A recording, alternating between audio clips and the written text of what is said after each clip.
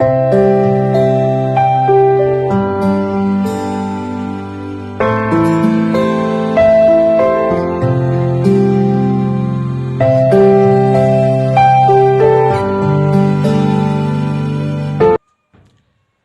यस्सु के ज़िंदा जलाली और पाक नाम में तमाम वाले बहनों, भाइयों, बुज़ुर्गों को पाकिस्तान से आपके भाई होगन जौन सोहतरा का अकीदत बड़ा सलाम।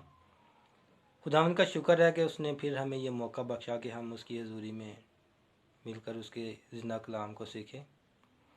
सो मेरे साथ निकालिए पहला सलातीन उसका 18 बाब और उसकी 36 और 37वीं आयत हम कलाम खुदा में से तिलावत करेंगे। सो कलाम खुदा में यूँ लिखा है, और शाम की कुर्बानी चराने के वक्त एलिया नबी नज़दीक आया और उसने कहा, ए खुदावंद इब्राहिम और इसहाक और इसराइल के खुदा, आज मालूम हो जाए कि इसराइल में तू ही खुदा है और मैं तेरा बंदा हूँ, और मैंने इन सब बातों को तेरे ही हुक्म से किया है। मेरी सुन ए खुदावंद, मेरी सुन, ताकि ये लोग जान जाए कि ए खुदावंद तू ही खुदा है और तूने फिर उनके दिलों को फेर दिया है। आमीन। कलाम खुदा के पढ़े और सुने जाने पर खुदावंद की बरकत हो। मेरे अज़ीज़ों, आए हम चंद लम्हे के लिए अपने सरों को झुकाते हैं और कलाम खुदा के लिए खुदावंद से दुआ करते हैं। जलाल के बादशाह तेरी शुक्रगुजारी करते हैं खुदावंद, इन अनमोल मोतियों के लिए खुदावंद जो तेरे कलाम खुदावन से पढ़े हैं। खुदावंद, कोई दुनिया की ऐसी ताकत तेरे इंदर इन सुंदर मोतियों की तशरीह और तफसीर नहीं कर सकता। फ़क्त तेरा रूहुल कुदस है खुदावंद, जो हमें ये हिदायत करता है कि हम तेरे कलाम को बयान कर सकें। खुदावंद, आज मैं ना बोलूं बल्कि तेरा पाक रूह बोले। बड़ी हिम्मत और ताकत देना, तेरे यीशु नाम से मांगता हूँ, आमीन। सो मेरे अजीज़ बहनों और भाइयों, आज जो हवाला हमने तिलावत किया है, ये स्टोरी जो है ये खुदा के बड़े ख़ास बंदा की है कि जिसको सारी दुनिया ही जानती है। ये एलिया नबी जो था, जो ज़िंदा आसमान पर उठाया गया था, ये सिर्फ रिश्त है। जब मैं इसकी इस स्टोरी को पढ़ता हूँ तो मुझे बहुत बरकत मिलती है। ये उस वक्त की बात है कि जब खुदावंद का कलाम तीसरे साल में जो है वो एलिया तिशपी पर नाज़िल होता है, और वो खुदावंद उसको कहता है कि जा और अखयब को जाके बता कि मैं ज़मीन पर जो है वो बारिश बरसाने वाला हूँ। तो मेरे अजीज़ों, जब वो निकलता है तो अब्दिया जो होता है वो अखयब का दीवाने ख़ास होता है। वो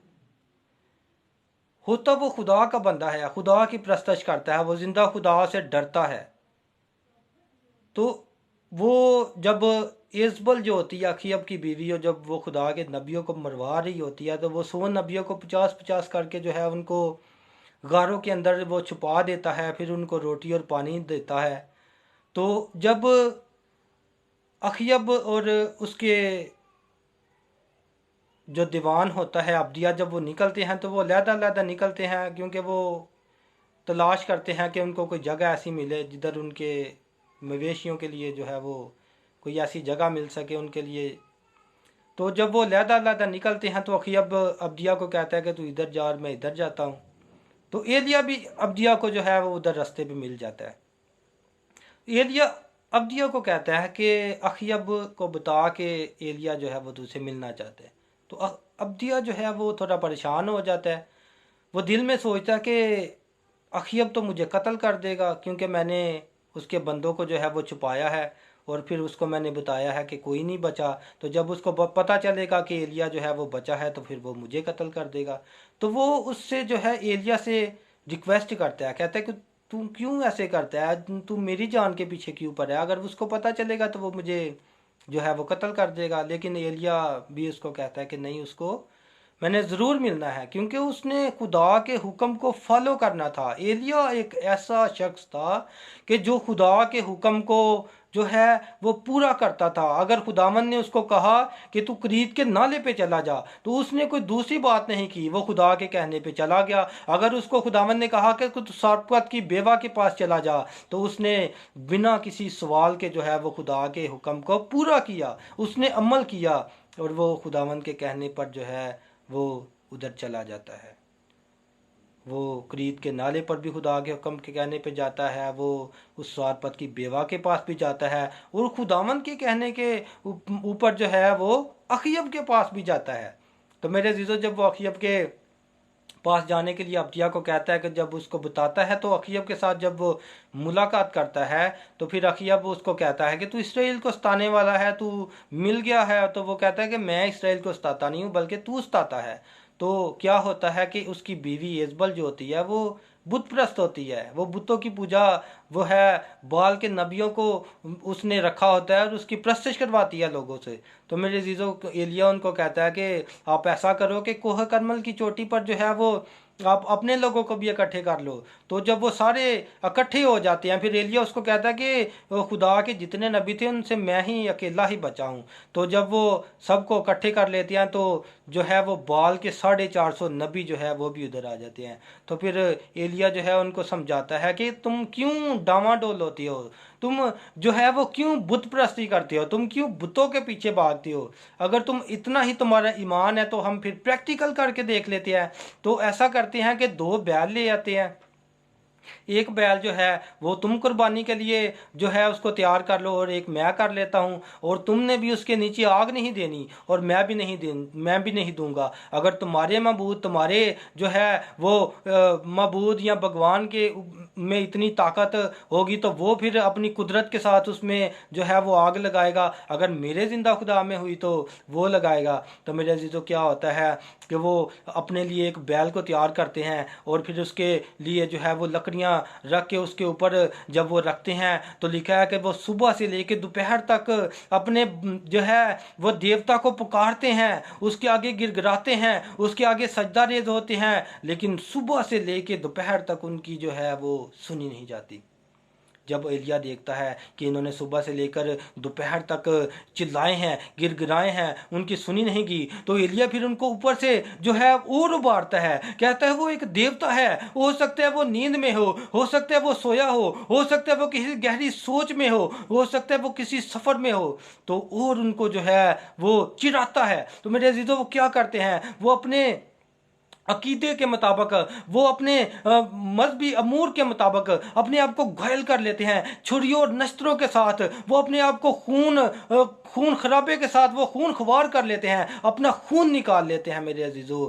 लेकिन शाम तक उनका देवता जो है उनके खून बहाने से भी, उनके गिड़गिड़ाने से भी, उनकी इतनी आस उम्मीद के बाद भी वो उनकी नहीं सुनता, और कुर्बानी को जो है वो आग नहीं लगती। मेरे अजीजों, जब शाम का वक्त होता है, तो फिर जब एलिया की बारी आती है, तो सबसे पहले वो क्या करता है, वो एक मजबा बनाता है। वो इसराइल के 12 कबीलों के मुताबिक उन 12 पत्थरों के साथ खुदा का मजबा बनाता है। और मेरे अजीजों, जब उसके उनके ऊपर लकड़ियां रखता है, तो फिर उनको कहता है कि वो उस मजबा के गिर्द जो है वो एक खाई खुदवाता है। फिर कहता है कि 4 मटके जो है इस कुर्बानी के ऊपर डाल दो, फिर कहता है 4 डाल दो, फिर कहता है 4 डाल दो। इसी तरह 12 मटके जो है वो पानी के भर के उसके ऊपर वो फिकवा देता है, और यहाँ तक कि वो खाई जो है वो भी पानी से भर जाती है। और लोग हैरान हो जाते हैं कि हमने खुश्क ज़मीन के ऊपर, हमने खुश्क लकड़ियों के ऊपर उस कुर्बानी के गोश्त को रखा था, लेकिन आग नहीं आई, और ये क्या कर रहा है कि कुर्बानी के ऊपर पानी पे पानी फेंकवाई जा रहा है।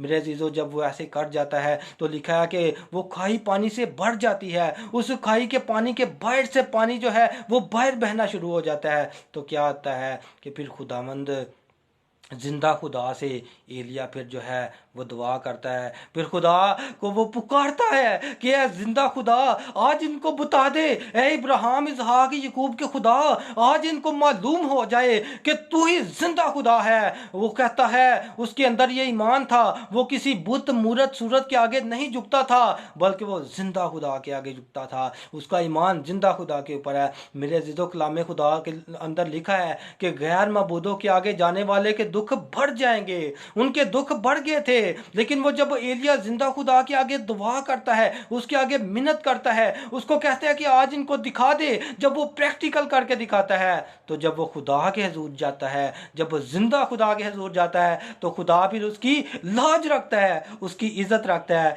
क्योंकि खुदावंद को पता होता है कि आज तक मैंने जो भी बात अपने बंदा से कही है, उसने उसकी मेरे से आगे कोई सवाल नहीं किया, बल्कि मेरे हुक्म को फॉलो किया है, मेरे हुक्म को बजा लाया है, इसने मेरी बात को माना है। तो मेरे अजीज़ों, फिर क्या होता है कि खुदामंद उधर अपनी कुदरत दिखाता है, खुदामंद आसमान से आग भेजता है, और फिर मेरे अजीज़ों वो आग जो आती है तो वो उस कुर्बानी को, उन पत्थरों को, उस पानी को जो खाई के अंदर बड़ा होता है वो चट कर जाती है। Hallelujah, hallelujah.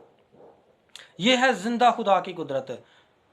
जब खुदावंद के लोग उस पर ईमान रखते हैं, जब खुदावंद के लोग उसकी हजूरी में आ जाते हैं, जब खुदावंद के लोग उसके कहना मानते हैं, तो फिर खुदा अपने लोगों के दरमियान काम करता है। फिर खुदा अपने लोगों को किसी गैर कौमों के अंदर भी शर्मिंदा नहीं होने देता। तो मेरे अजीज़ों, फिर क्या होता है कि एलिया जब ये प्रैक्टिकल करता है, खुदा की कुदरत जब लोगों को दिखाता है, तो वो भी उसकी हजूरी में जो है वो गिर जाते हैं, सजदा रेज हो जाते हैं। फिर वो खुदा को, जिंदा खुदा को मानते हैं। फिर क्या होता है कि एलिया वो 450 नबी जो होता है उनको फिर उधर ले जाके जो है वो कत्ल कर देता है। मेरे अजीज़ों, आज के इस मैसेज से हमने ये बात सीखी है कि हमें किसी बुत मूरत सूरत, किसी गैर मबूद, किसी डेरियों के ऊपर जाने की ज़रूरत नहीं है, कोई चिल्ला काटने की ज़रूरत नहीं है, किसी जो है वो मूर्ति के आगे जाने की ज़रूरत नहीं है, किसी देवता के आगे जाने की ज़रूरत नहीं है। हमें अपने जिंदा खुदा के ऊपर ईमान रखने की ज़रूरत है, उसी के आगे गिड़गिड़ाने की ज़रूरत है। जैसे खुदा का बंदा